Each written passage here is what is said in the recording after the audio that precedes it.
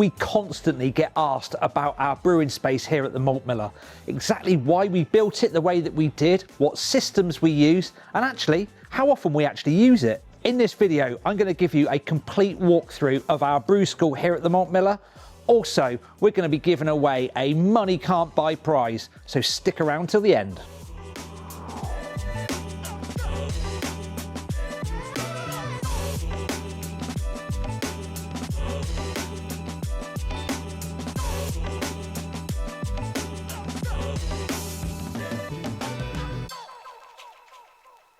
In preparation for this video, we actually checked out exactly how long the brewing school's been here at Malt Miller HQ, and I was amazed to see it's nearly 8 years. Now, what was originally envisaged as a simple space for customers to come here to Malt Miller and brew has actually become so much more than that.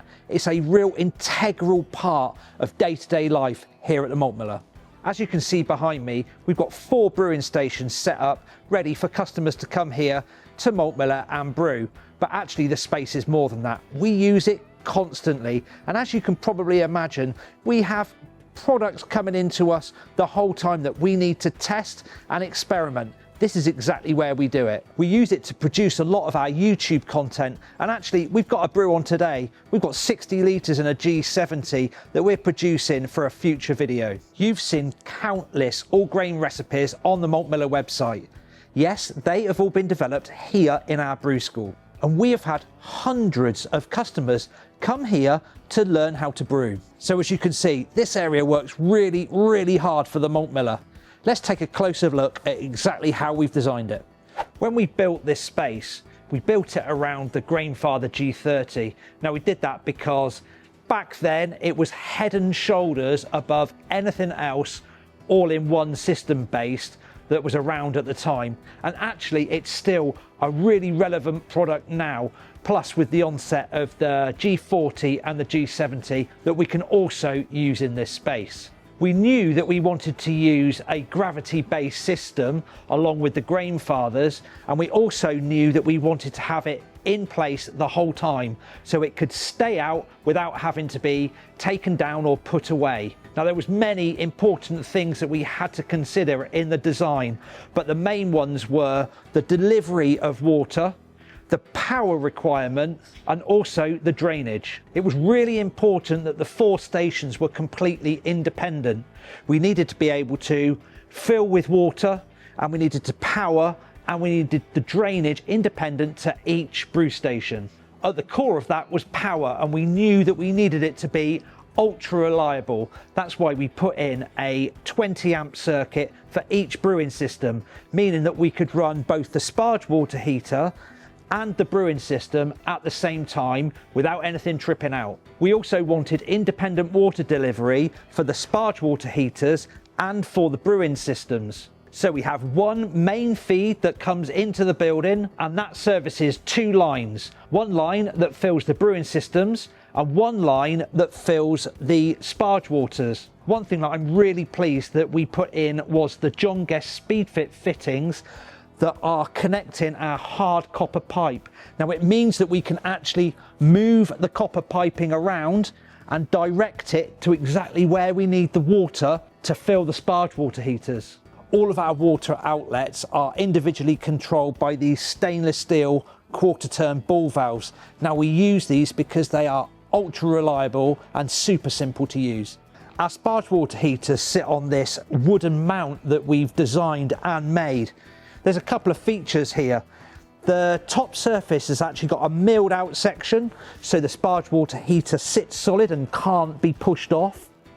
We obviously have to really think about safety here when we have members of the general public coming and brewing, and that's just part of that. We also have a dowel that sits across this unit that allows us to hang the counterflow chiller for each one of the Grainfathers. Being able to easily get rid of drainage water is just as important as delivering fresh water. That's why each one of our stations has its own drainage point. It makes it easy to use and nice and neat and tidy. Just got to add my next tops to this brew, which is a absolutely delicious West Coast Pale. sorry about that, back to it. Sink. Now that was really important. As we know, cleaning is a massive part of brewing, and we needed to do it in the best and simplest way possible.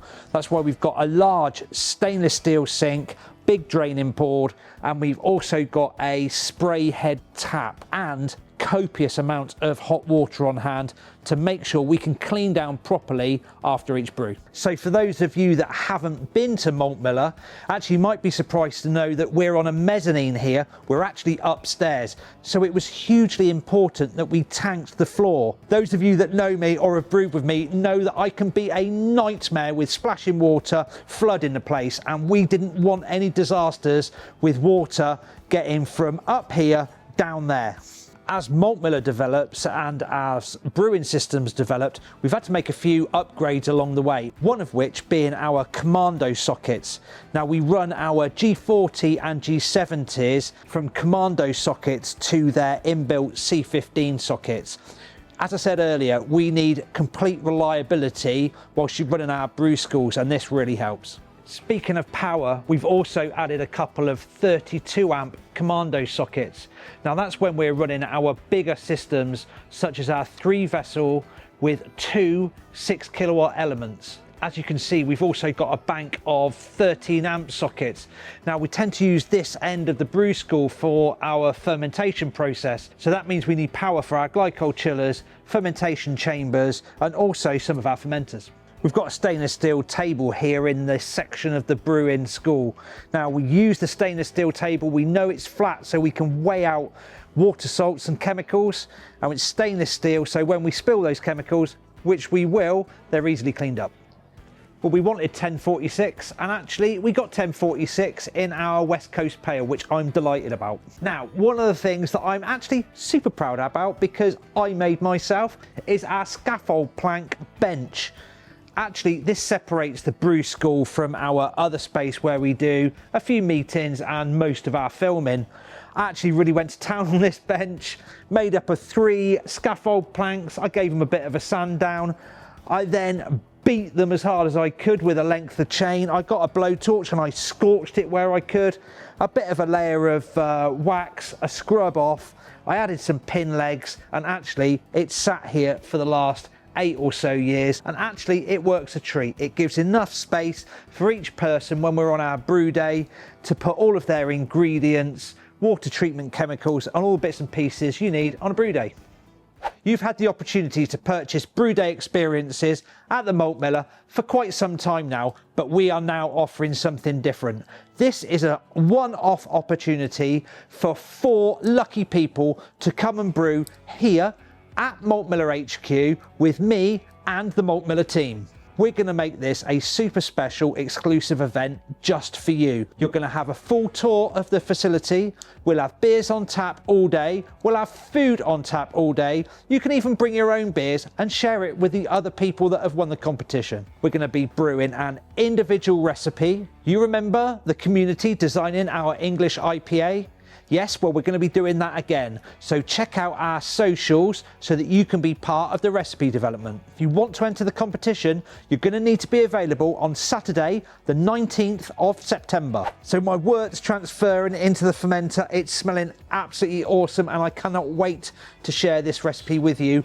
But you don't want to know about that. You want to know exactly how to enter this competition. Now there's 3 things that I need you to do. Firstly, like this video. Secondly, comment on this video. Thirdly, fill out the submission form that you will find in the description below. Now that submission form is really important because we're going to be sharing this across all of our socials and it's going to help us pick the 4 winners at the end. As you can imagine, there has to be a few terms and conditions. They're also in the description below. Last job of the day, I have got to add the yeast. Well, actually it's not quite the last job of the day because I've still got to clean up the G70 that we've been using. And for this brew today, we are using LAX. I've really enjoyed talking about the brew space that we've created here at the Malt Miller and we are really passionate about it and I hope that's come across on the video. If you have any questions, please just drop them below and I will do our absolute utmost to get them answered for you. Actually, we're also going to take this opportunity to add some ALDC and some clarity. Please make sure you like, subscribe and hit the bell for notifications. As always, have a great brew.